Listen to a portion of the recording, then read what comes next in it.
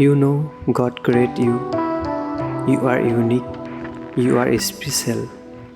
There is not another one like you in the world. Don't compare yourself to other people.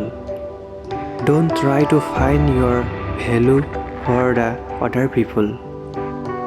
God created you perfect. You are beautiful. You are handsome. You are an amazing man and woman. Don't compare yourself to other people. Find your value. Your reason, your purpose, God created you perfect and unique. And God does have a reason. He does have a purpose for you.